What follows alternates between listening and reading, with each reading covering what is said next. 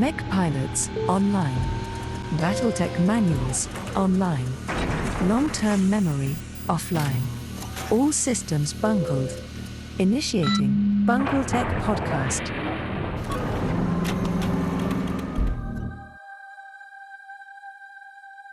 In our 32nd episode of BungleTech, my spheroid co-host Michael and I propose the BattleTech crossovers we would like to see on the table in our primary topic segment. In our Extraordinary Proclamation segment, we welcome a new member to the clan and give a quick update regarding a change to the global campaign initiative. We discuss some rule mistakes related to the Glancing Below's advanced rule in our rule check discovery segment. And in our battlefield outcome report, we relish the powerful impact connecting to satellites had at our table. So calibrate those antennae and boost your signal, MechWarrior. BungleTech is broadcasting chaos on all frequencies.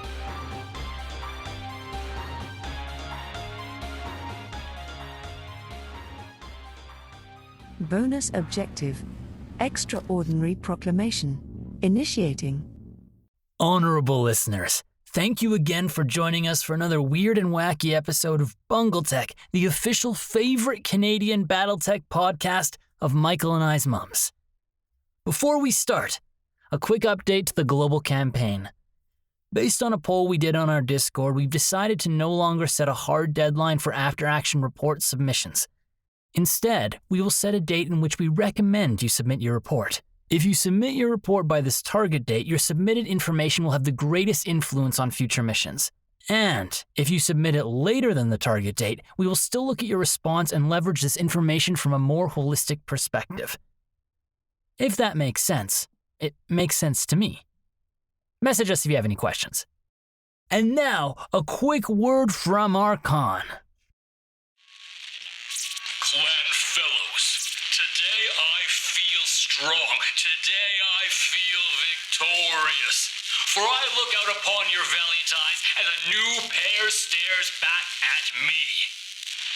From the very brink of the inner sphere, the periphery, we have claimed another Bondsperson of worth. Bondsperson Ben Brinkley joins our mob, sharpening our fangs and strengthening our claws. An addition of worth, I assure you. The future, our destiny, is the Kodamas to swarm. Clan, strong, together!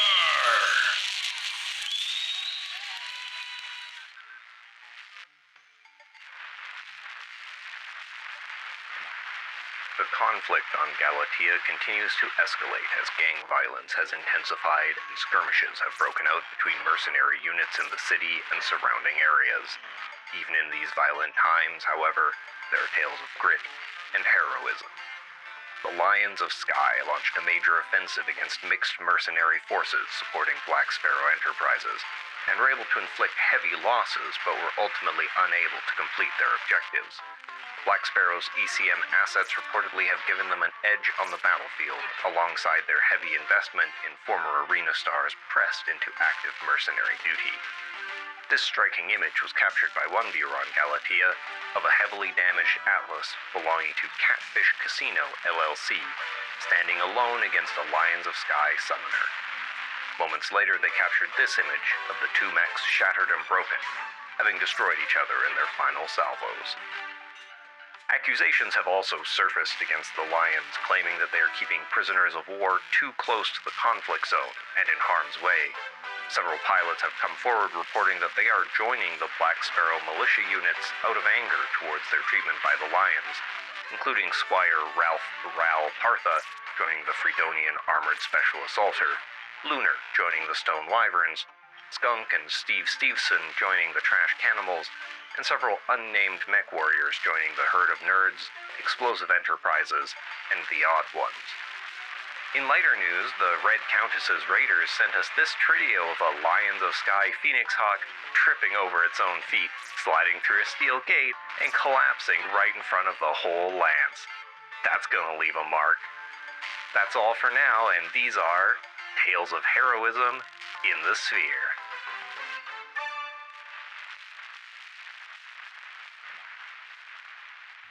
Primary objective, podcast topic segment, initiating. Hello, everybody, and welcome to episode 32 of BungleTech, a BattleTech podcast. Oh my goodness. I'm excited to be here today, especially so because I'm joined by the beautiful, the magnificent, the sensual Michael. Hello, Michael. Hello, Nathan. Is beautiful your new? I feel like you've used beautiful before. I should really stop improvising it and actually write something down in advance to make sure I don't double up, because Break out the thesaurus, bucko. Paul, man. Paul comes in, everything starts falling apart, starts criticizing on my own podcast, and oh man, now I gotta live up to the request. I must honor it. Listen, it was a recorded, it's on record, it's an official BungleTech bylaw now.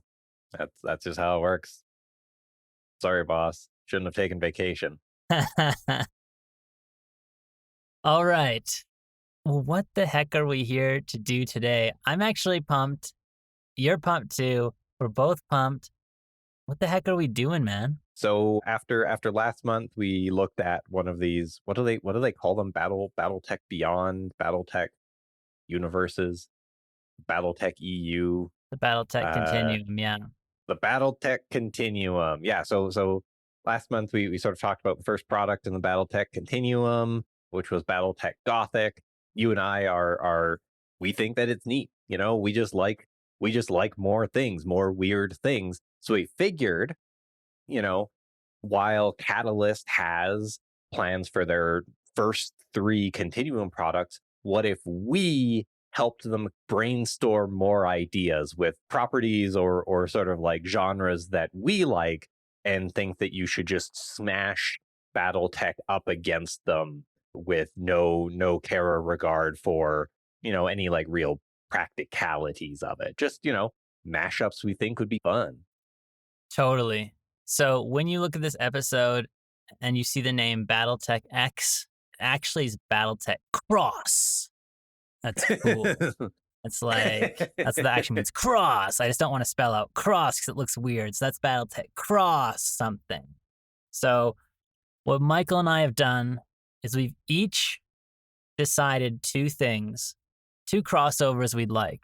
And we've built out sort of high-level pitch documents, including like a teaser trailer, explanation of why we think it works for the universe, an explanation of what we think it adds to the universe, and also why we want it, frankly. And we haven't talked about it. So it'd be crazy if we both said the same thing each time, which I don't think is going to happen. But it would be. Yeah, that would be spectacularly unlikely. But you know, I guess we can hope. This episode is. If you notice that this episode is actually only 30 minutes long, that's because we both landed on the same ones and ran out of stuff to talk about. Quick, look at the episode length. So we're going to go through these details. We're going to share it. And also at the end of the podcast, or in the podcast show description, rather, there's going to be a link to a poll that you can go on. Hey, buddy, what you doing? Nanny can help you with that, okay, buddy? Thank you, cutie. Thank you.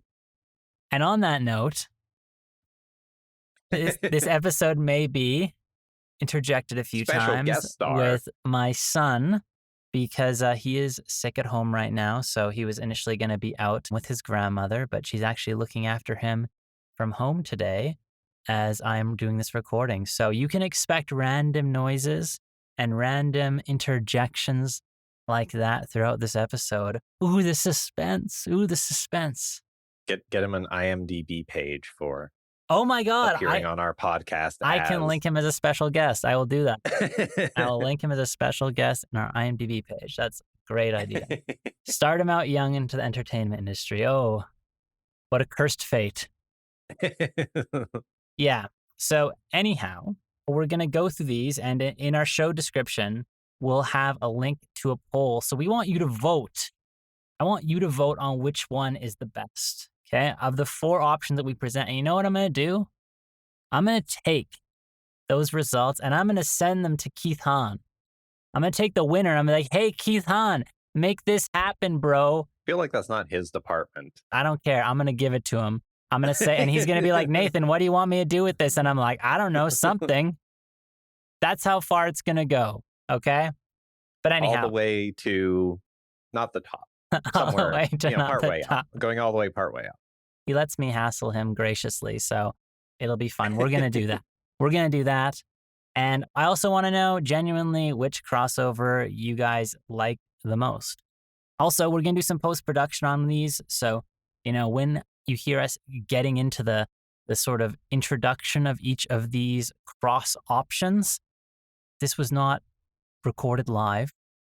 The post-production sound effects were after to get the je ne sais quoi that we need to really give the oomph that you expect out of BungleTech, a BattleTech podcast. The oomph, the oomph, the oomph.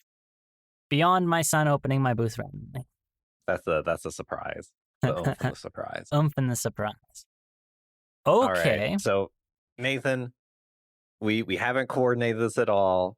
I'm eager to hear what is your first BattleTech cross.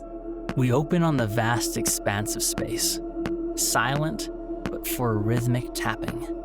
Tap, tap, tap, tap. The camera arcs left, revealing an ordinary planet below, save for some sporadic flashes of light dancing across its surface. The tapping persists. Tap, tap, tap, tap. A derelict dropship rips into frame, spiraling uncontrollably. The camera dives after it, tracking its chaotic descent as it pierces the atmosphere. Flames engulf its hull, metal tears under the stress of re-entry.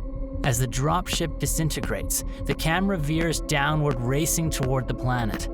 Below, bursts of light reveal backpedaling battle mechs unleashing lasers into hills shrouded in darkness. The silence is broken only by the rhythmic tapping still. The camera glides over the battlefield, pressing onward into the dark until it meets a lone ravaged mech, a griffin. Its torso shredded, the cockpit torn open, riddled with holes, burns, and scars. Tap, tap, tap, tap. The camera slips inside the breach, revealing the pilot's command seat. A blood-smeared neurohelmet hangs limply from the headrest with no pilot in sight. Tap, tap, tap, tap. The camera tilts downward. Darkness lightens. A high-pitched tone joins the tapping. Na-na, na-na, na-na. As the focus sharpens, it reveals a withered xenomorph facehugger curled on the seat. The tone intensifies, now recognizably a motion tracker. Na-na, na-na, na-na, na-na. Cut to black. Silence. BattleTech Cross Aliens. No guts, no galaxy. That's quite a trailer there. All right, okay, all right. I'm picking up what you're laying down. I'm seeing. Okay, so tell me, like, why does it work? In there, I'll tell you why it works, Michael. Well, yeah. How does this work? What's the vision here for how BattleTech Cross Aliens? It functionally works because there's lots of similarities between both the Aliens universe and the BattleTech universe. They're technologically similar. The biggest outlier that comes to mind being the synthetics in Aliens. But regardless, BattleTech deals with themes of greed. So does Aliens. In Aliens, it's corporate greed. In BattleTech, it's political greed. They're both quite gritty, dark, and realistic in nature. Okay. And think about it. You take a mercenary, throw him in a colonial marine uniform, he'll fit the part, and vice versa. You could easily imagine an alien-style xenomorph in the vast BattleTech universe, and even though humans in the BT universe have the technological edge in terms of mech weaponry, we know maintenance isn't easy, and we know mechs via the tabletop rules can be damaged by acid. On top of this, aliens can survive anywhere for indefinite periods of time and would thrive in an environment with shoddy communication, such as the inner sphere, in which various factions are constantly at war with each other and trying to stab each other in the back. So are you I could see this going sort of two different ways. So would you, in your mind, is the universe more like the alien style universe? It's a big space is empty, and remote, and the mechs are sort of like augmenting the colonial marines or whatever the equivalent would be, with all these different factions, vying for control over limited resources in a sparse universe? Or are you thinking more like xenomorphs in the BattleTech verse? The successor states are all fighting, it's open warfare, but also there's friggin' xenomorphs showing up and tearing people open.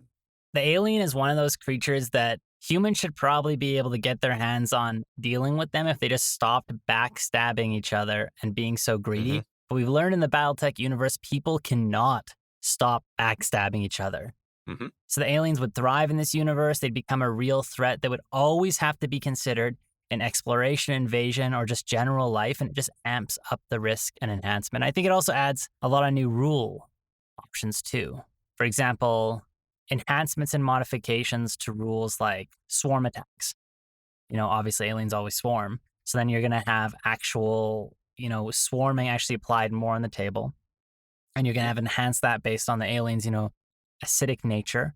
Morale's going to become a bigger part in the BattleTech universe because, once again, you're being torn apart by these things. Pretty terrifying. It's going to add new technology, like new weapons to deal with the aliens, new armor types to deal with sort of acid, new battle armors made to combat the aliens, sort of hand on hand. Like, how cool is that? Like elementals, like fighting aliens hand to hand. That's sick. And also like the implementation of new automated systems. I think, for example, like automated turrets, which you actually don't have a lot of in BattleTech. So more automated stuff, which I think will a little bit more too. You can have new groups or factions that are focused on bug hunts and infestation cleaning. So like, mercenaries that focus on, you send us to a planet for bug hunts. And I didn't realize this, but I was looking at the speed of aliens. And a safe estimate of alien speed is 80 kilometers an hour.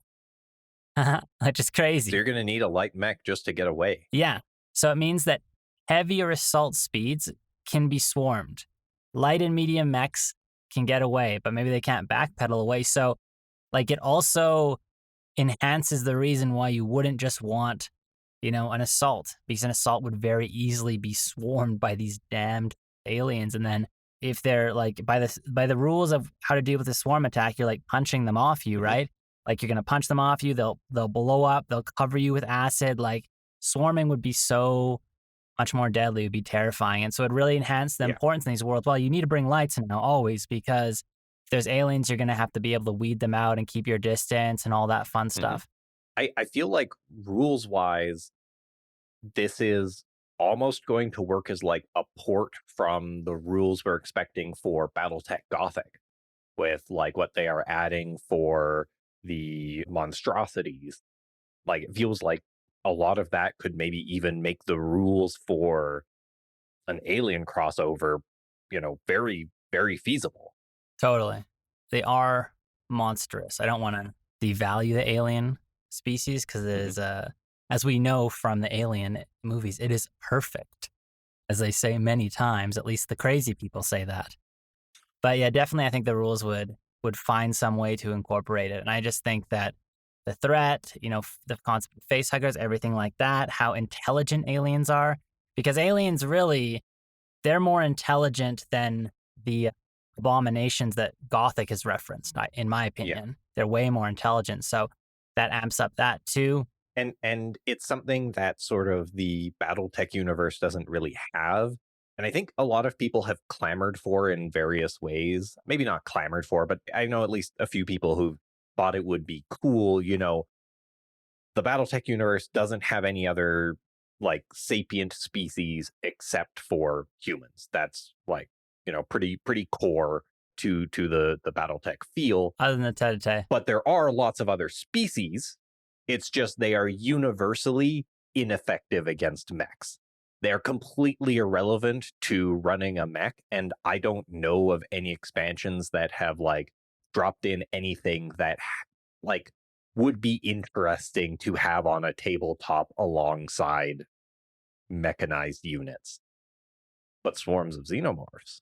And if you go into like the aliens lore, you go deep enough, like in the comic books and stuff like that, they're people start worshipping the aliens and start like drinking the queen jelly, and it like makes them weird. So you could have like disformed alien-esque humanoid factions too. There's lots of weird stuff that you could go into too. What if you had Comstar and Terra itself collapse under xenomorphiness and worshipping xenomorphs, and so then you can have the whole sort of like the whole like jihad, but instead of the word of Blake, it's like word of xenomorph.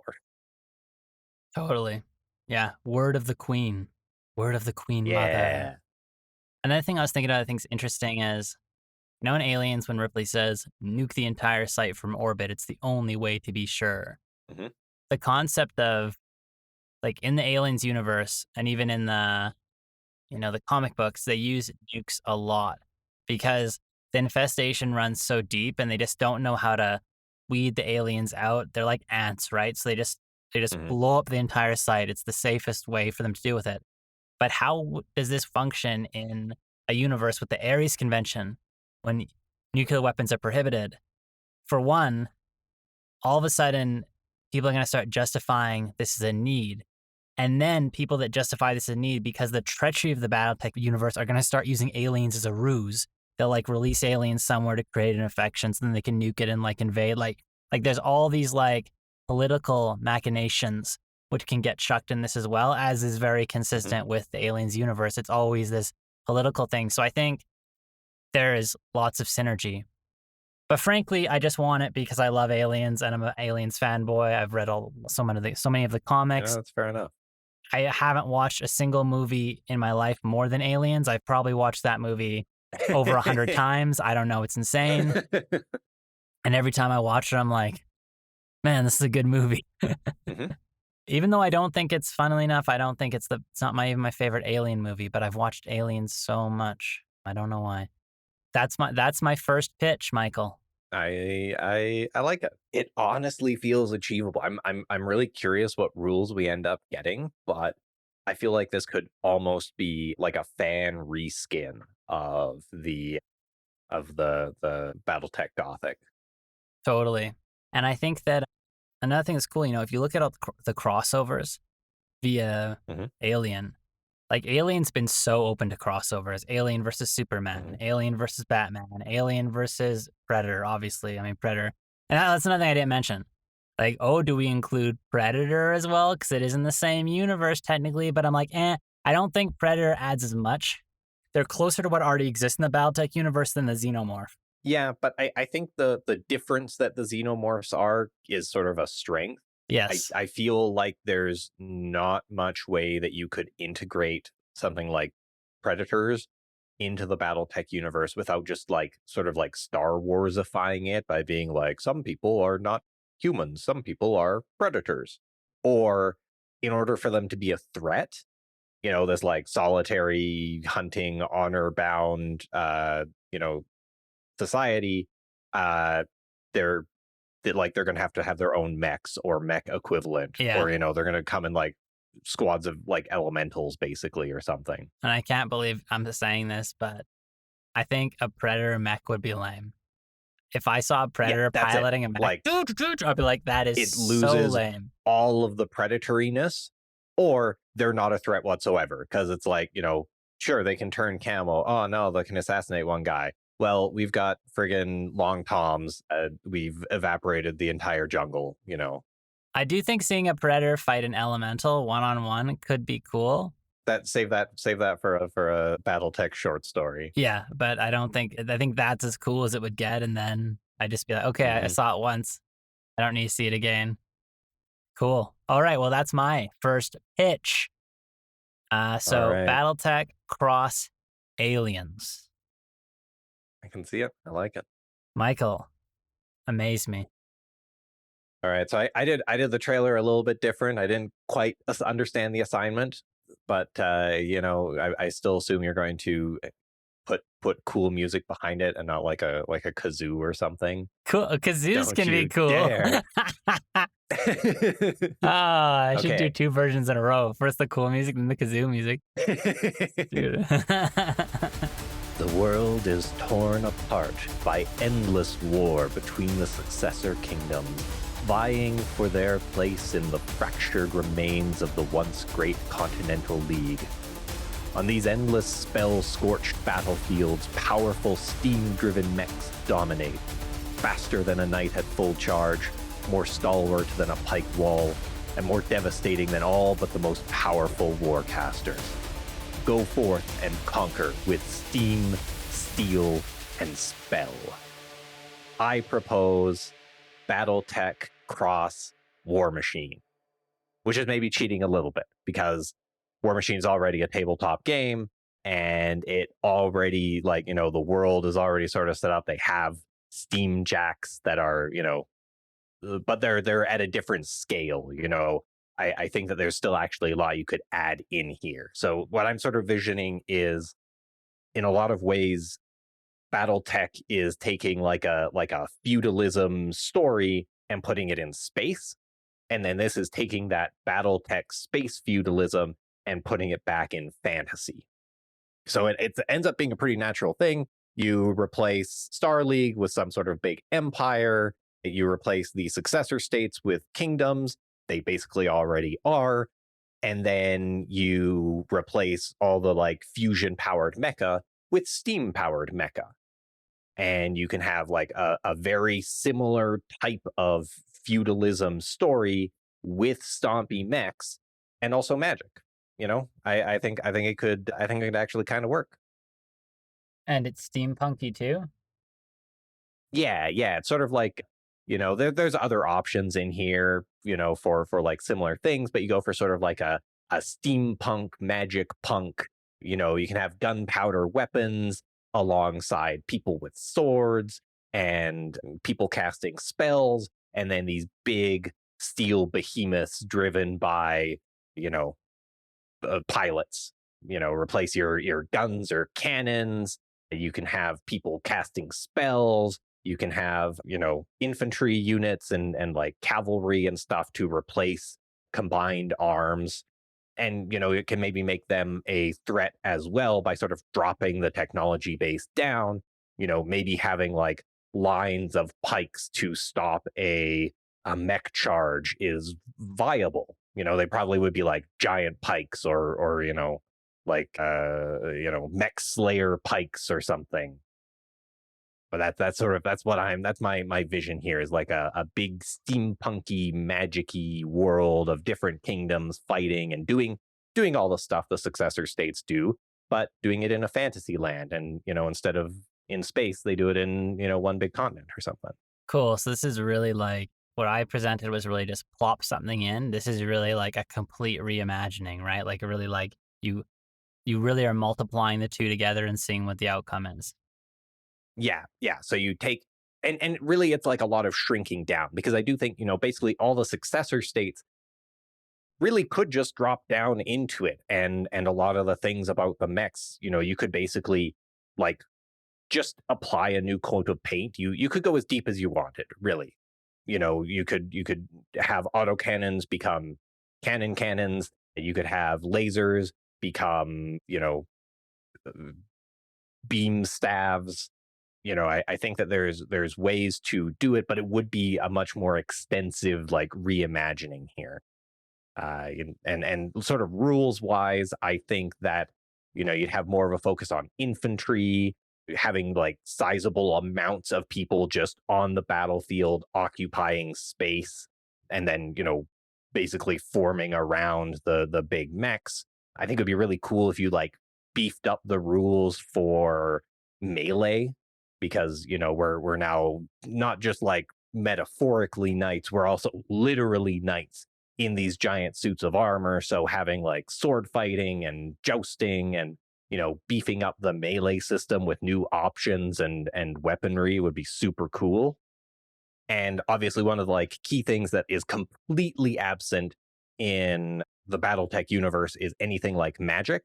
But you could take a lot of the rules that you have for like how artillery works and turn those into like similar spells that can be cast on the battlefield, and maybe tie them to the presence of specific units. You know, you have a battle mage on the battlefield, and so they can, make certain like mech scale attacks. They can drop, giant fireball templates on the map, or make areas difficult terrain or different things. I think it could be sort of a cool thing, like magic war, but at a bigger scale than you usually do, and with giant mechs. I'm wondering, this feels almost like, too, if it is something that would work more ideally in the Alpha Strike system as well, because like the Alpha Strike system has like those Ooh. area hit diagrams. So like for casting magic and stuff like that, you can use the same thing with hexes, but I don't know, it's something more No, that's actually a good point. magical about the circle. I would worry a little bit because at some point you've almost just created regular War Machine. It is already a tabletop war game, but yeah, it maybe does fit more naturally, and the world is kind of similar already. They've got like, fantasy Russia and fantasy Germany and fantasy British people, and so having like swapping those out for the BattleTech nations wouldn't be that hard, I think. Cool. So the thing that's coming to mind for me is like Aztecs and mech technicians, what they look like in this universe. Because if it's all steampunky, like what does that look like? It's like, are they eccentric sort of gentlemen with monocles going around fixing these mechs? No, I think they're smudgy like engineers with giant pipe wrenches. They're like goggles. Everyone, they've all got goggles. They're wearing like tank tops. They're super smudgy from all the coal dust, and then they got giant wrenches for sealing the giant pipes that are necessary to run a steam powered mecha. Sweet. I don't know. I like steampunk. I think steampunk's kind of cool, and it's already. The BattleTech is already feudalism in space, so just put the feudalism in space in fantasy and easy peasy. I think that one thing that is, I'm sure there's art, like BattleTech mechs reimagined in steampunk style, but I'm sure like from an artistic perspective, you could really easily visualize how cool this could get. Yeah, that's cool. What about, so you're saying you're adding some, like your reason for wanting this is just like similar, like I love aliens. You're just like, I like steampunk. Yeah, I don't know. I think it's cool. I don't know how War Machine is doing these days, but I've never even heard of War Machine. I've heard of it, but I never actually looked at it until you mentioned it now. And so, this must get mixed up with Warhammer a lot, right? War Machine. Not a lot gets mixed up with Warhammer because, like, Warhammer's Warhammer. War Machine is for, I don't know. So War Machine is more steampunky, I would say, is like the big thing. That's the big selling point. They already have jacks, which are big like autonomous robot things that are controlled by powerful mages. So I do kind of feel like it's a bit of a cheating answer, if I'm honest, because like it's just taking what War Machine already is, but replacing their nations with our nations and replacing their steam-powered robots with bigger steam-powered robots that have people sit inside of them. But I can't lie. I like steampunk, and I think it would be a fun game. For a different scale than you usually play. And is it located on? Is War Machine like? Is it a single planet, or is it still? Like they haven't expanded beyond into the stars yet. Okay, yeah. So it's like a really condensed world. For this, yeah, I think for the crossover, you'd basically like take the map of the sphere and turn it into a map of a continent. I see. And then you can have all the different nations on there. Like literally just like Control-C, Control-V, and paint mountains instead of space. Cool. Yeah, that's like it feels like that's like a big scope in, right? Like it's really you're enhancing, or the vision of this is a really narrow focus, very clear and narrow vision of a universe, which is pretty cool. Yeah, man, I think lots of people would agree. Like people love steampunk. Yeah. And it's cool. BattleTech has the grit already, and Steampunk has that grit, so it's just the different degrees of the grit, right? Yeah. Different angle of the grit. I like it. All right, Nathan. I did not expect that. Maybe we won't have any matches after all, but we still got a chance.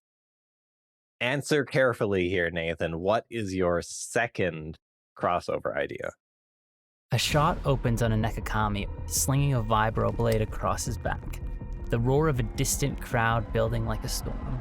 We smash cut to a Golden Emperor mech, call sign King, tearing through a battle arena. Autocannons roaring, metal shrieking. The metal shrieking cuts back to the Nekakami, opening a rusted gate as he slinks through an underlit cityscape beneath a veil of night.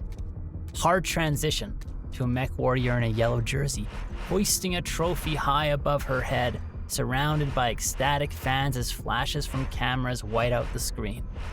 On a flash of light, we are back to the Nekakami as he slams a deranged, trembling figure against a wall, pulling back his fist after a strike. He holds a photo before their disheveled face.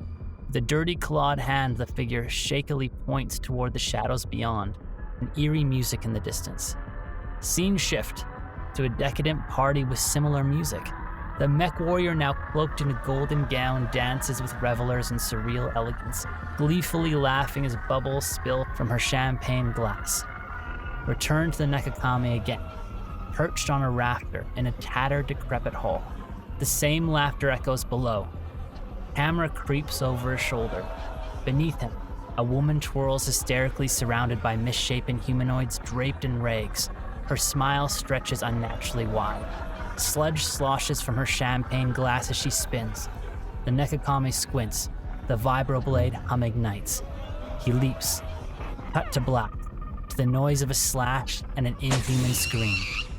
BattleTech Cthulhu. The stars are wrong. Come on, we knew this was coming. I considered other things other than Cthulhu, but I gotta do a BattleTech Cthulhu because I really want the BattleTech Cthulhu. You like stories about bad things in space. I do. And between space. Yes. So what makes this concept work? I'll tell you what. You think Comstar, Word of Blake, or the Society are crazy? Well, wait till you throw in a Cthulhu cult into the mix. We get some extra crazy into the BattleTech universe. BattleTech already has the feeling of infinite and expansiveness because its scope is huge, and this just adds another layer to it. I don't know if I mentioned them previously, but the Black Marauder or Onikuma, come on. They're in this universe. One of the most epic moments in BattleTech is Grey Monday. That's when all the communications die off. In this world, it's like, is this a communication issue or is it something else? Mm-hmm. And I think lots of new rules could be brought into this. For example, right now we have just pilot and gunnery. You take pilot hits. It's very basic with consciousness rolls. Well, what about madness now? We can go deeper dives into the psychology of battle and how it impacts the mech warrior, really doubling down more in the superstition associated with warriors in battle. We already have dived deep enough into mechs in the BattleTech universe. Let's start diving deeper into the pilots as well. Pilot effects and consequences that lead to fear, hallucinations, memory loss, etc. It would also add different types of building rules, different environments, more stuff that's strange and on the fringe. Right now, BattleTech really, in my opinion, ranges from royalty to rednecks, but it hasn't really touched upon the deranged elements of society, and Cthulhu could really bring that deranged touch in. And yeah, well, why do I think it's cool? Why do I think it's cool, Michael? I love cosmic horror, Michael. So again, sort of same question as the first time. How does it integrate in? Is this a place where somehow somehow BattleTech has happened despite it being a Cthulhu-y eldritch nightmare universe? Or is it like this has started to seep in and, the BattleTech universe is unprepared as reality is unraveling? I think this is more similar to yours in terms of a slight reimagining. It's always been there. We just start adding layers beyond, because we already have, once again, the layer of the Black Marauder, the layer of the Onikuma. So these are 2 layers that exist. And that's another one that I'm forgetting. There's one, a Word of Blake one, that is also this ghost story that I haven't read yet, but I've heard also touches upon this. But anyhow, there are lots of elements like this, like just the really small things, because again, people want to keep BattleTech pretty serious and grounded. But I say, heck, man, we've been serious for 40 years. Time to get cray. That is your that is your tack most of the time, if we're honest. If this universe was merged, it's just like, if you look at how H.P. Lovecraft is in even the setting that it is in, universe has really evolved the same way, and it's just somehow always existed in the background, and it doesn't matter until it matters, and when it matters, it really friggin' matters. Essentially, we already have the concept of, meat is cheap in the BattleTech universe, which I don't like, but it's more like humanity is cheap. Like, it's about the whole nature of humanity is insignificant in comparison. So we're still doing our own squabbling, our own machinations, but at the same time, there is this greater weight and evil that is a consequence to everything that just changes things. Like, the scene that I was imagining was The King in Yellow. These pretty famous scenes in H.P. Lovecraft where people that are into the cults literally are seeing things differently. They think they're in this luscious place, elegant, but really they're just decrepit and deformed.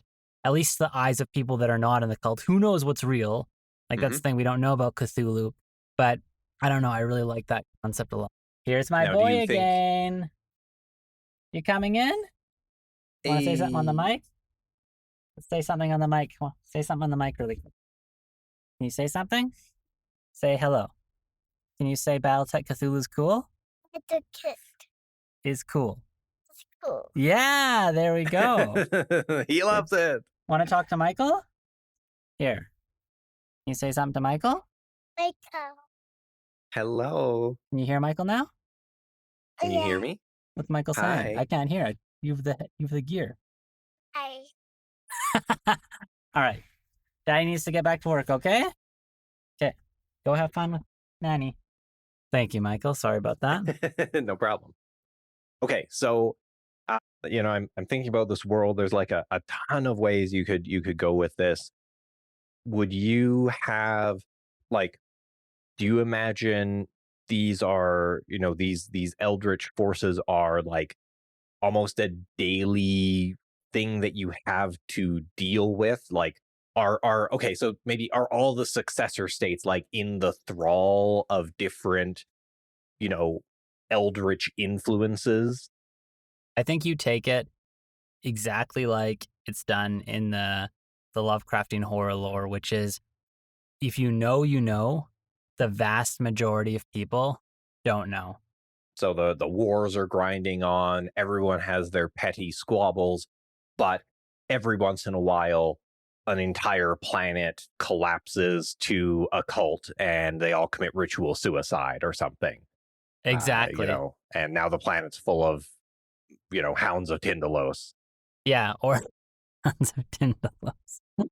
Or yeah, in like a war, all of a sudden undescribable things.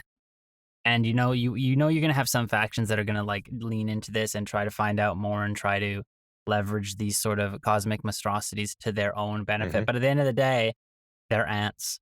I think the biggest thing that, like, from a mechanics perspective, so obviously I love just cosmic horror, but would really appreciate anything brings more pilot element of BattleTech and takes a little bit away from the mechs, because the mechs are amazing and I love them. Like I say, we have so much depth in the mechs, but we don't have a lot of depth with the pilots. And you could say, okay, well, I play a Time of War for that, but it's just a different perspective. I want something that's more in the middle path. The mechs are super important. There's still a ton of the personality, but the pilots you bring to the table really matter a lot as well, beyond those 2 stats or special abilities. And so that's why you have stuff like, like adding madness, hallucinations, just everything you wrote into the Black Marauder deck. Yes, exactly. And I think with a careful hand, it could really, like, if you're careless, you could absolutely like flatten out all of the interesting like politics and stuff, or just have it like not be impactful. But I think you could totally add a bit of like extra tension to a lot of the like politicking and stuff that we love about BattleTech. If there's just that like, you never quite know, has someone been replaced, not by a clone imposter, but what if they've been replaced by something not quite right? What if this war is because some cult has gained purchase in the highest levels of a royal family? What happens to one of the periphery states when their entire like ruling class are suddenly found dead by paranormal means? It could be like a fun hook, and for like a much more small scale story, like you say, focus more on the pilots and your MechWarriors. You've come to this planet to protect it from pirates, but what you find is worse than pirates. Exactly. Because like Cthulhu, the stuff always takes place on the outskirts. And like you think about the periphery and stuff like that, I don't know, there's lots of opportunity. And what can I say? I like cosmic horror, and I like when nothing increases the stakes more than cosmic horror. And also when you have BattleTech, which is such a universe where in your head, players' tendency is to determine the optimum move. Like there is the right way to solve every puzzle in every tactical situation. Where the nature of the Cthulhu universe is incomprehensible. So throwing that level of incomprehensibility into a universe that is inherently tactical, I think could create some really unique situations in which players are just like, I don't know what to do. I don't know what the right decision is here. And I love that I love when you have players make decisions and they make a decision and the decision goes wrong or right, not because they did the calculation in their head. I did the optimum thing. I ran the numbers, but when it happens because it is something they did not expect, perhaps beyond their control, and they still tried to rationalize as much as they could, but it was still a moment where it's like, wow, this is an outcome beyond me. I find that really, really neat. Mm-hmm. But yeah, so anyhow, that is BattleTech Cthulhu. The stars are wrong. Now, I hate to say this, but do you know about Cthulhu Tech? I've heard of it. Yes. It's maybe not a great example because it has some questionable sections, but this is ground that has been like explored before. So scaling it up to BattleTech scale instead of the relatively tighter Cthulhu Tech, which is a lot more like survival on Earth against the terrifying universe. Scaling it up and making it like BattleTech war universe with eldritch things, sneaking through the cracks. I think that's a fun place to play. Yeah, I think, and if you direct focus it too much, it becomes like BattleTech Gothic. And I think the concept of, Cthulhu, in opinion, the reason why I said this before, but it's about the outskirts. That's why it's so interesting that the majority of the world wouldn't know about it. They say, oh, you're crazy. That doesn't exist. Mm-hmm. But it's just those few people that have had their minds broken that are now in insane asylums that are the ones that actually know. That's, I think, the angle and the perspective I'd want to take. But that's that. I want to hear your last one, Michael. Bring us home. All right. So I'm actually, while I was thinking about this, I thought it was cooler and cooler. I don't know if anyone else will think it's cool, but as I was thinking through this, I'm like, I kind of want to run a campaign in this. I was talking myself into this actually being quite cool. In the decaying realms of the Star League, the noble houses who survived the old war have since fallen into rot and decay. On forgotten worlds, tube-born soldiers, mechanical war dogs, and corrupted biophages fight endless wars for dwindling resources, with little regard for those left behind. You are a pilot, awoken and bonded to one of the ancient battle frames of the Star League, powering biomechanical suits of untold power, drawing energy from the void to supply your terrifying weaponry and unfathomable abilities. Where you go, the balance of power shifts, wars turn, and armies scatter. Come, pilot, you must join the war. I propose BattleTech X Warframe. Warframe. Warframe. Holy Toledo. I was like, when you were explaining it, I was like, I recognize this, but like, give me more, give me more. So I think it actually kind of works because Warframe is set in like a similar, like, fractured world, but it's obviously like a lot weirder. But the general idea of like endless war and you come in as, you know, like the mover and shaker, it's almost like amplifying, you know, what the battle mech pilots are in the BattleTech universe. So, you know, sort of, and a lot of the same parallels about like great empires falling and collapsing, but it takes on a bit more of like a metaphysical twist. So you'd again like amp up a lot of the things in BattleTech to like Warframe level, maybe not quite Warframe levels. It's hard to amp anything up to Warframe levels, but you know, just go like 30-40% towards Warframe levels of amped upness. All of the different factions who have survived the collapse of the Empire, they have all like twisted and decayed either you know, biologically or morally or spiritually. You know, they've all been twisted in their own ways. They are all waging continuous war against one another in you know, horrifying ways all around the poor people trying to survive.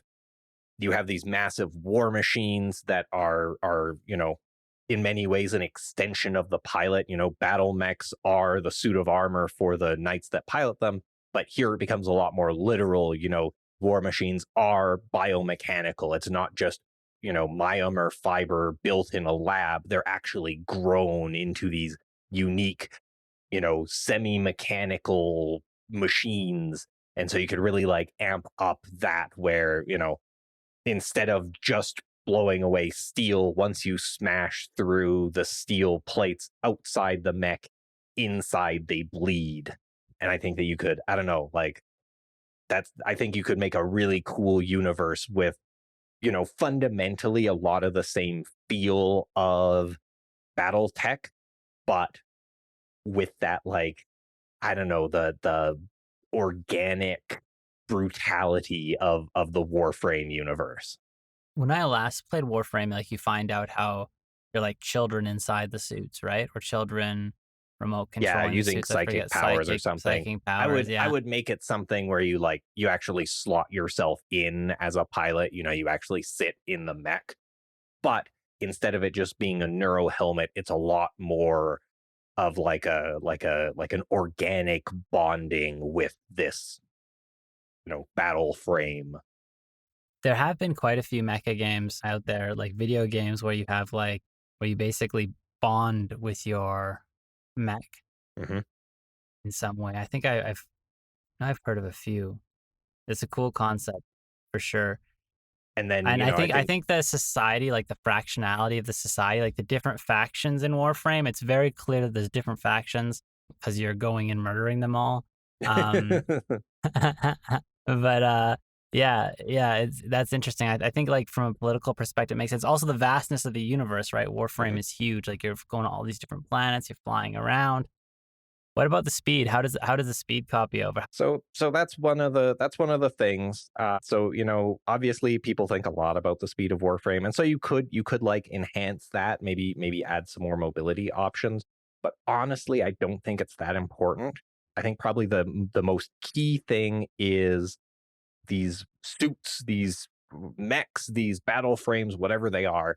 They need to be a lot more like alien. You know, they need to be a lot more eldritch. And one of the key things in Warframe that does that is they all have these void-powered abilities that can reshape reality around them.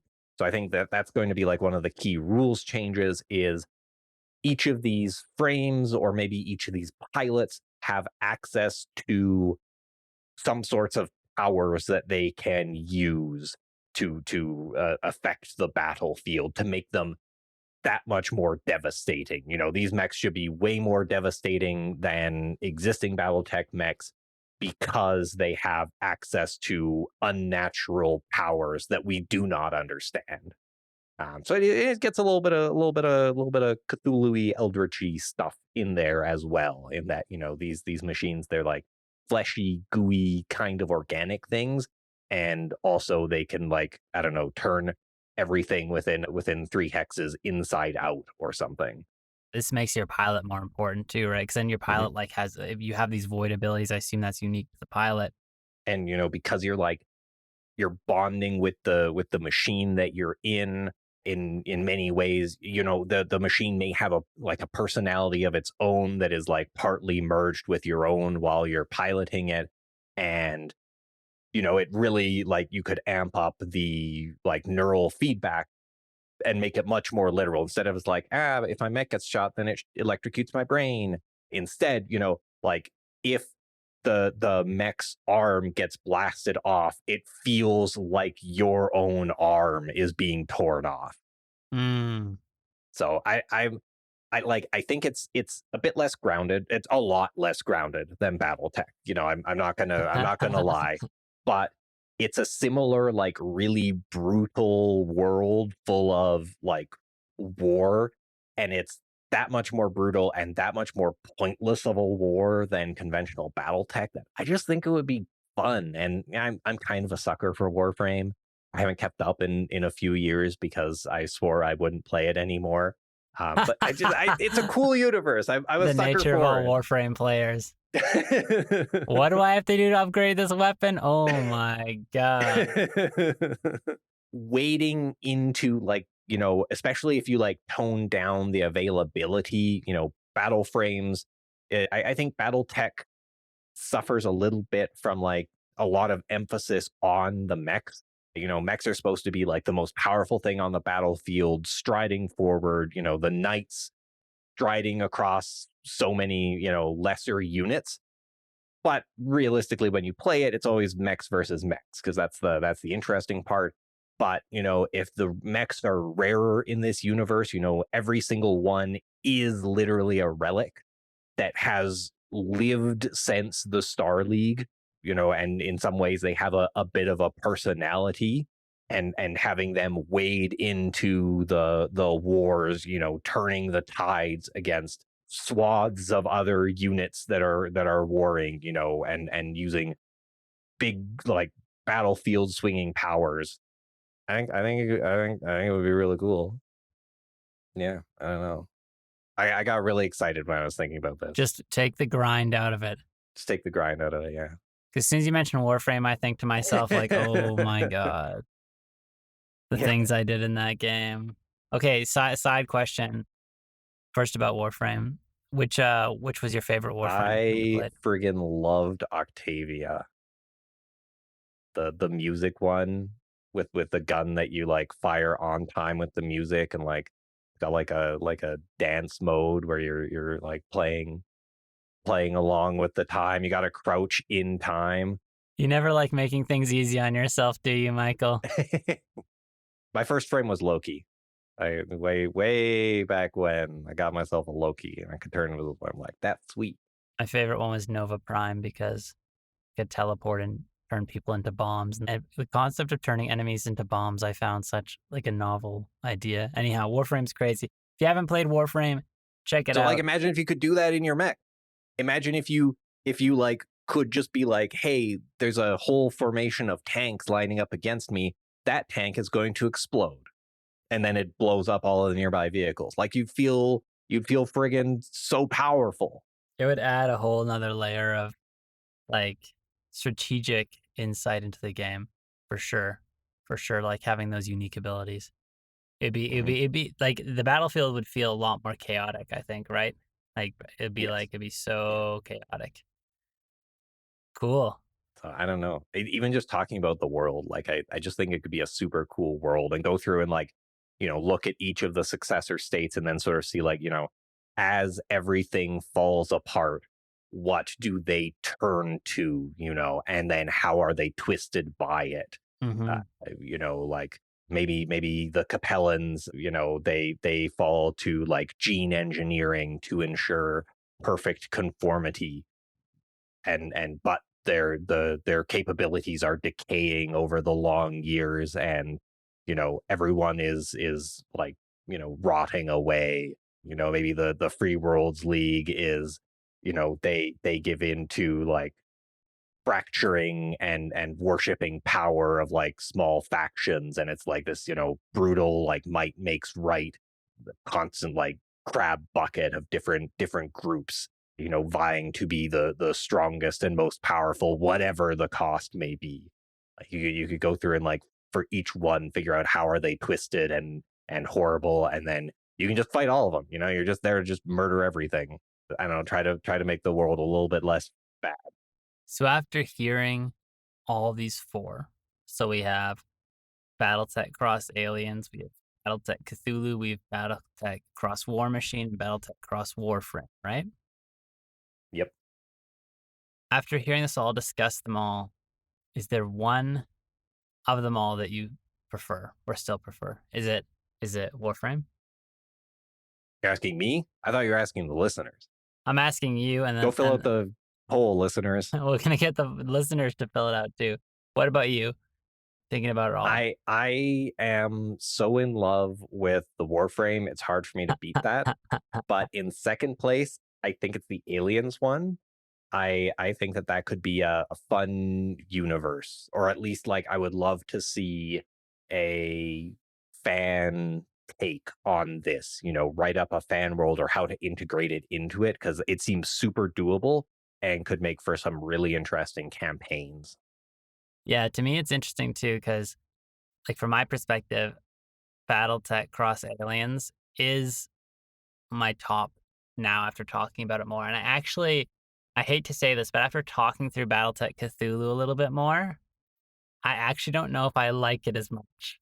I don't know if I'd put it here anymore, just because I think it's like, I don't know if it will change the universe in the way I want to change it. I don't know if it will enhance it or if it will just take away from it. If it will just like become a distraction. Like now we're playing Cthulhu. Okay, now we're playing BattleTech. Okay, now we're playing Cthulhu. Now we're playing BattleTech. Like, and you could take those madness things, like insanity things, and you could put them into Aliens. You could put it into the pilot freaking out because he doesn't want a chest burster inside him. Like to me, that is copyable. So yeah, I'm still yeah. It's interesting. I don't know if I would do. I can't believe I'm saying this. I still want it in theory. I'll say no more, Nathan. Say no more. Don't curse the stars. Say no more. Cool. I want to know if there are any ideas. What a few ideas you had that you were considering that you didn't bring to the table. Oh, I'd actually thought about this and discarded it. So I'm going to be honest. When I was thinking through it, I kept coming up with things that already had mechs in them. And then I'd be like, wait a second, that's stupid. I was like, hey, I freaking love Brigador. It would be great to mix that with BattleTech. Oh, wait, it does have mechs. It is a game about mechs. It's mechs in a world that, it's full of like political backstabbing and stuff. It's already there. I'm trying to remember. There was one that I had. Nathan, you tell me your runner-up. I'm trying to remember my runner-ups right now. So my runner-up is really far behind, but I thought of a lot of things. I was like, hey, what about, like I was trying to think through all the fandoms, because at BattleTech, like Aliens and Cthulhu, these are big things. You know what I mean? Mm-hmm. So I was thinking if I could find something more niche that I liked that would work. So obviously, I thought of Star Wars, Star Trek, the big one. And I looked at my like comic collection. So I'm like, okay, Sega, would Sega be good? No. But, RoboCop, Terminator, all that stuff. I still think Terminator would be good. I thought about like games I like Street Fighter, BattleTech X Street Fighter. What would that be like?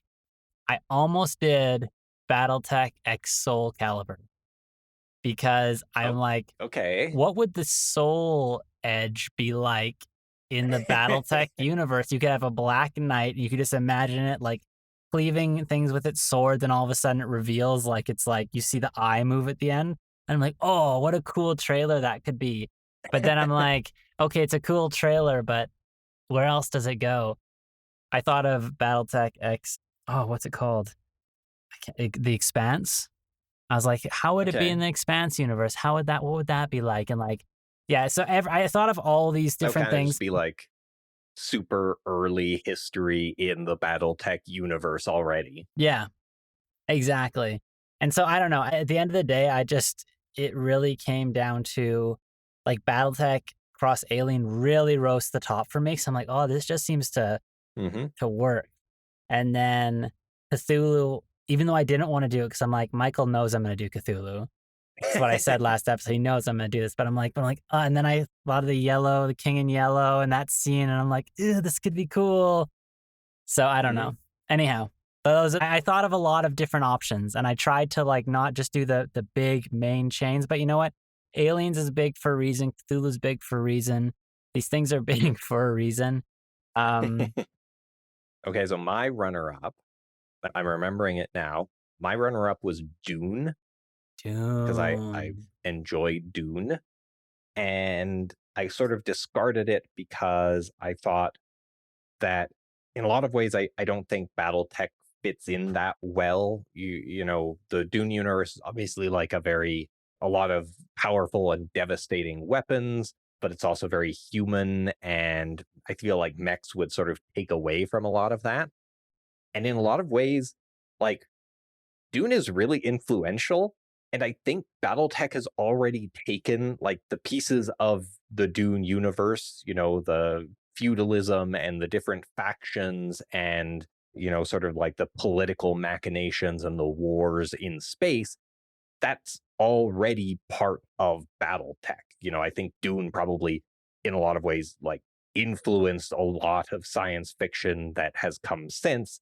And that has ended up distilled down into the BattleTech universe we know and love. So I don't know if there's actually that much worth sharing between the two, even if it would be cool to have a mech swallowed by a sandworm.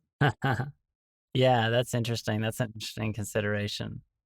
Just because of spice too, right? And like what spice represents in that universe and how like that's what I'm interested in. Like, ooh, how would spice be incorporated? Are the mechs powered by spice? Anyhow. But I understand your conflict. It is challenging. It is challenging. Yeah. I do think that, like, thinking about this too, I was thinking about the choices that were made for BattleTech Gothic, BattleTech Retro Sci-Fi, and BattleTech Anime. And, you know, I still think that, I do think the BattleTech Gothic and BattleTech Retro Sci-Fi are really cool and unique ideas. I still think those Continuum products actually make a lot of sense because incorporating retro sci-fi would have been another, I think, good option. Like golden era, you know what I mean? Golden era sci-fi. But yeah. Anyhow, I'm excited to see more Continuum stuff. I'm excited to see the stuff that we know is coming. And you know, maybe one of them will be a good fit for my BattleTech X Warframe fan expansion. Did you guess any of mine? The Alien one, I'm not gonna say like I was like, oh yeah, that's Alien, but you know, I sort of got the right feel. I just wasn't sure exactly what like lurking horrors you were going to go for. But I did figure it out once you started making the motion tracker noise, actually. Aliens! They're in the walls! On the Cthulhu one, again, it took me all the way until the sort of like the reveal in the trailer that it started to be like, okay, all right. And I wasn't sure like exactly how you were going to brand it as like, you know, Cthulhu or Eldritch or, you know, maybe like a specific thing, a specific, you know, like, you know, you have the planet of Innsmouth or something. I wasn't sure exactly where you were going to go, but I got it then. Cool. I didn't expect yours at all. Like a Warframe. It was just... No way would I have anticipated a Warframe BattleTech crossover. That is out in the wild. That is, I feel like a very vanilla. I feel like a very like standard nerd now. Very vanilla, you know. Well, neither of us picked Star Wars, so You know, I started a little. I don't know if you noticed this on the Cthulhu one. I mentioned Vibroblade because Vibroblades exist in the did, yeah. BattleTech universe, and I'm like, ooh, I bet do. if I say this, people are gonna think I'm going to the Star Wars direction. No, it was actually in It would BattleTech just first. throw people off. It is pretty much a lightsaber, Vibroblade. As I explained, it's Yeah, very lightsabery. Cool. Well, I think that is all we have for this discussion today.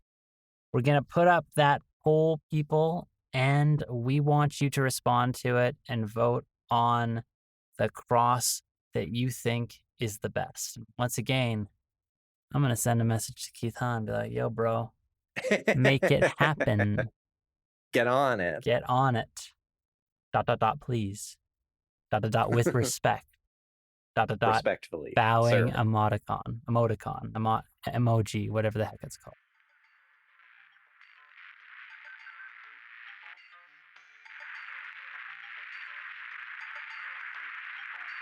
This is Professor Michael presenting The Sphere We Live In. Weytani Incorporated is an unusual example of a vehicle manufacturer which has, against all odds, carved out a niche for itself in the usually competitive manufacturing space.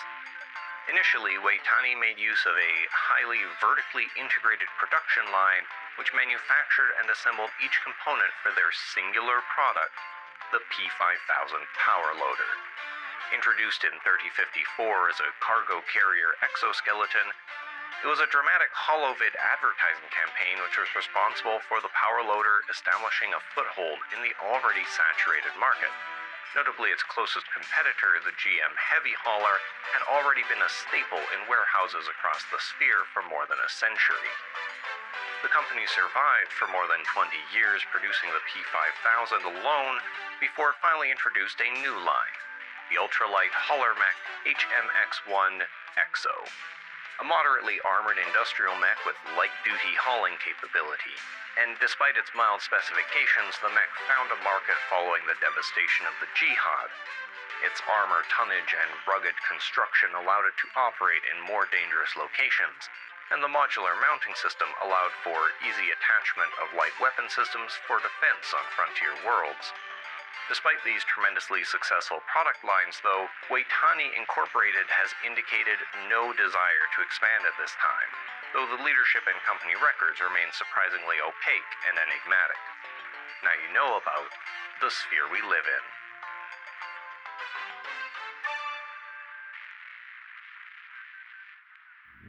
Secondary objective, rule check discovery segment.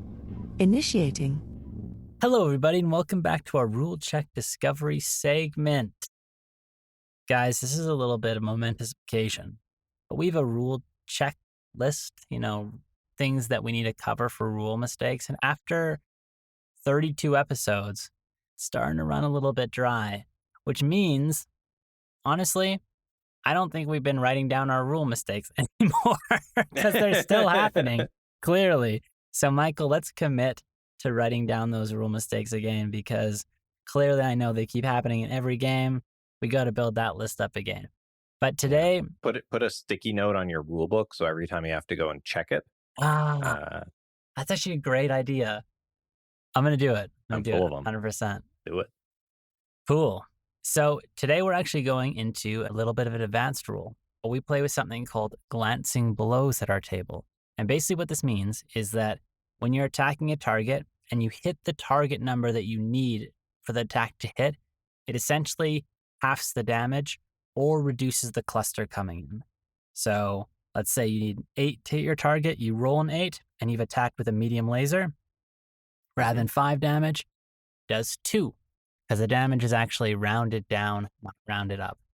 This really enhances the strength of light mechs, because they already have a high TMM, and when you can make, they need to reach 9, be like, okay, yeah, you can hit me at 9, but it halves your damage. It really enhances the survival of them. Hence one of the reasons why I love this rule so much. But one thing we were doing wrong is there actually are a few things that ignore glancing blows. One is artillery. So artillery cannot glance. It either hits or it doesn't. Simple. If it hits you, it hits you. Before we were doing this weird sort of glancing rule, which honestly it made no sense, like it, because it's artillery, man. It's like landing on the hex. But we found a way to break that rule. Likely I found the way to break the rule because it's in favor of my lights. Unintentionally, psychologically, the deep darkness within that makes me want to justify piloting a Jenner 2C on any situation or any table. I will bend the rules. But yeah, I know it only works on physical and weapon attacks. And there is actually one other unique thing that is both sort of a little boon and a curse. Streaks, streak LRMs, streak SRMs cannot glance, nor can they have something called direct blows, which is the inverse of glance, which is essentially if you roll a 12, you end up doing more damage. Very interesting. So basically, what happens when you hit with a cluster weapon generally is if it glances, you get a -4 on the cluster roll, which is quite the kick in the ding-dong, they would say. However, with streaks not getting that, does that enhance the power of streaks in the table? It's a nice boon because the likelihood of you getting a glance is much higher than the likelihood of you getting a direct. A direct blow is always 1 out of 36. Yeah. And I think, honestly, like, it's kind of weird, like, what it applies to and doesn't apply to. I feel like this is probably an artifact that being like a bit of a half-baked rule addition, because it's kind of weird. It's kind of inconsistent. It's quite skewing to the game, like you say. You know, it adds quite a lot to survival, especially if, like, on low chances to hit. If you're firing at low chances to hit, you're like really compromising the amount of damage you can deal. But that's just talking about regular glancing blows. Maybe glancing blows are the rule mistake. But yeah, artillery is immune to it. So I guess if you really wanted to play around it, you could have an artillery and streak heavy lance. Totally. Yeah. I don't know. It's kind of not like, I don't think it was that impactful of a mistake to make, but it was always like goofy to talk about on the tabletop, similar to like the old running up walls rule mistakes. When you talk about like, oh yeah, and then the long tom battery, the shells landed, but they sort of like patinked off of the armor and ricocheted 30 meters away, so you're not annihilated in the explosion. Like, I don't know, it was always like goofy thinking about, like, the bomb payload, the friggin' the carpet bombing only kind of hit me. Totally. Yeah. And what's the statistical difference chance of rolling? I guess it's pretty easy to determine, right? Like, if we go like the most extreme example, if you need 11 to hit or a 12 to hit, 11 is 2 out of 12, right? Let me see. No, it's not 2 out of 12. It's 2 out of 36, right? No, it's 3 out of 36, right? 3 options can get you 11 out of 12 out of 36 options. No, only 2 options can get 5 you and 6 and 6 and 5. Oh yeah, you're right. Yeah. Okay. Yeah. So 36. No, wait, that's not how we do math. 2 divided by 36. Okay. Okay. Wait. Introducing a new segment to BungleTech. Nathan teaches math. Okay, so you have a 5% chance to hit with an 11 or 12, right? And if you enhance it so you make it the meaningful damage they need to get a 1 out of 36. What's 1 out of 36? 1 divided by 36. This is going to be a smaller number in theory. Yeah. Oh, yeah. So we haven't borne it out yet, listeners. Yeah. So hang on. We're running the numbers right now. Well, it's basically it's a 50% difference, right? So you reduce your chance from 5% to almost 2.5. exactly. Yeah, which makes sense. It's I guess it's 2 and 1. I didn't need a calculator. Hey man, always check the rule books. Always use the calculator, Michael. That's fair enough. That's fair enough. when you want to make sure you don't get those numbers wrong and embarrass yourself on a podcast. I'm a voice actor, Michael, not a mathematician. But yeah, so it's like the glancing blows really hurts your expected damage when you're out on the fringes, and the direct blow that we usually played it with doesn't really like make up for it. Yeah.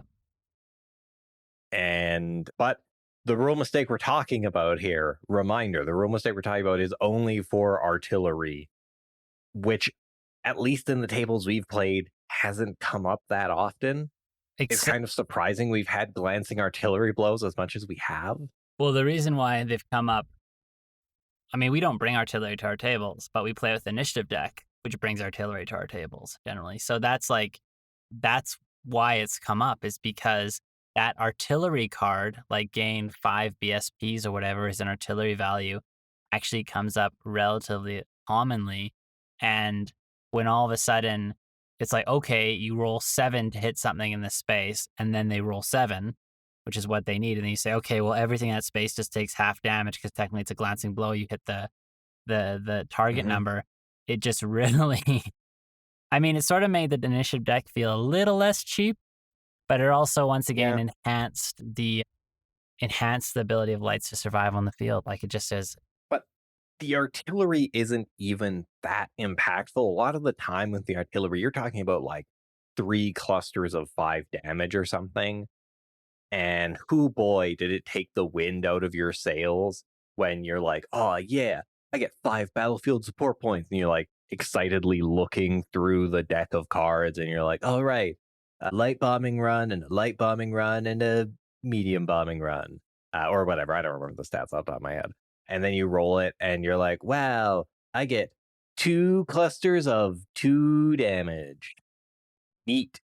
Yeah, exactly. Exactly. When you get clusters of, because exactly on glancing, it reduces it from 5 to 2 for each cluster. And that's a big kick in the like ding dong. 3 clusters of 5 isn't exactly game swinging to begin with. 3 clusters of 2, frankly, I wouldn't have bothered rolling. Okay, I would have rolled, every point counts, but you know. The difference between 3 machine guns and an LRM-15 hitting with all its missiles. Just imagine it like that. Someone coming, beep, beep, beep, beep, beep, or someone coming up with an LRM-15, boom, 12 on the cluster roll. Or 11 or 12. If you, by any chance, made this mistake, if you play with glancing blow, which you should, and artillery, let us know because, And stop cheating. You're a cheater. Stop cheating. Apologize to your friends and send us a copy of the apology email so that we know that you followed through. Or video recording or something like that, or audio recording. But we need evidence. And remember, bring streaks on the table if you're playing against glancing. Just neutralize the glancing blow for your opponent. They think they're safe, but oh no, they aren't safe at all. Yeah, just think about the look on your opponent's face when you roll the 2-hit roll on your SRMs and they look at the die and they're like, my target number is a 7. I'll be taking 2 damage. And you're like, these are streak SRMs. And they're like, whoa, 4 damage. Yes. Exactly like Michael visualized in that riveting scene then. Which we should add the kazoo music to. We won't use it for your previous trades, we'll add it there.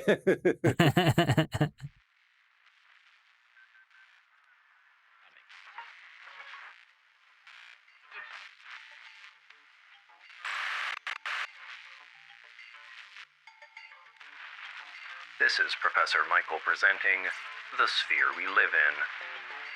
Of all of the secret societies, saboteurs, and assassins found throughout the sphere, none have captured the imagination quite like the Nekakama, the Spirit Cats. Their astounding secrecy and unusual calling cards have given them an unmatched mystique, and far more speculation has been written about them than facts are known. Do they serve the Korean royal family? Are they raised from birth to become assassins? Will they really commit ritual suicide rather than face the dishonor of failing a single mission? Are their faces removed before they undertake missions, or only if they are likely to be captured?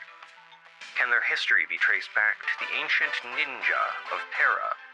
And do they truly leave intricately folded origami cats as their only means of communication with those outside the clan? We will dive into the truth of those rumors and more on this special episode, Legend of the Nekakama, Fact or Fila.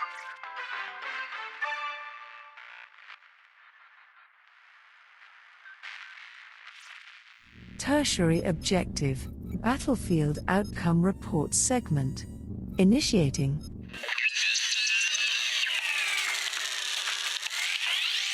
In a stunning display of technological coordination, a mercenary unit on Galatea secured a decisive victory today after leveraging satellite-based environmental monitoring to outmaneuver a hostile weather front that threatened to derail their campaign.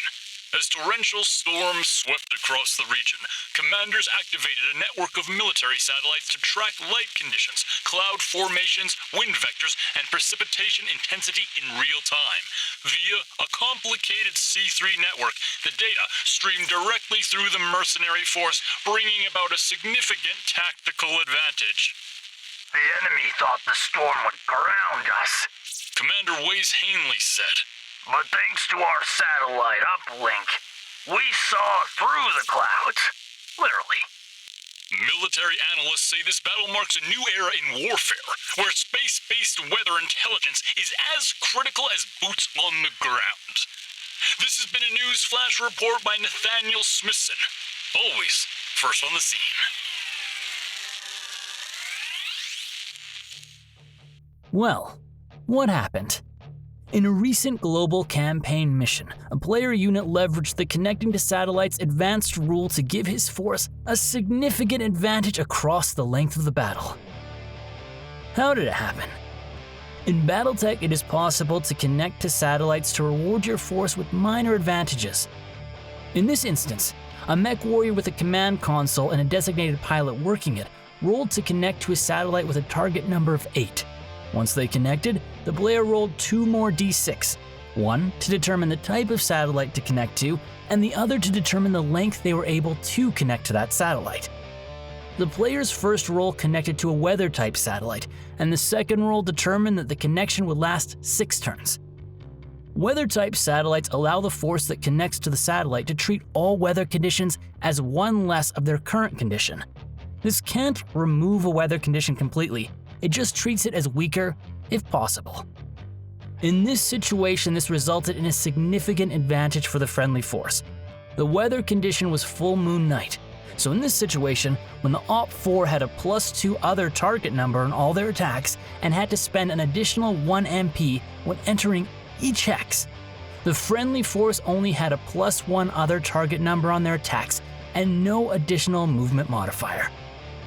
This difference over 6 turns across a force was huge. And guess what? At the end of the 6th turn, the player managed to connect the same weather satellite again for an additional 6 turns. The difference over 6 turns, massive. The difference over 12 turns, humongous. The Op-4 didn't stand a chance.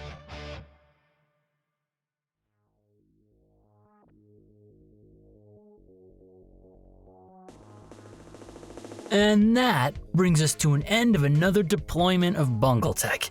In closing, some quick words of wisdom from our very own Clan Kodama MechWarrior, Slurski Lispers. Facing an overgunned, undersynced mech? Plasma. Going after some hover tanks and combat vehicles? Plasma. Got some funny guys with white flags waving them around at you? Invite them to a barbecue with plasma. Plasma first. Plasma forever. Plasma. As always, you can find us via Discord, email, Twitter, and Patreon, all linked in the description. And to those future Patreon supporters, we really do appreciate your support. Until next time, MechWarriors, good fortunes on the battlefield. Selah.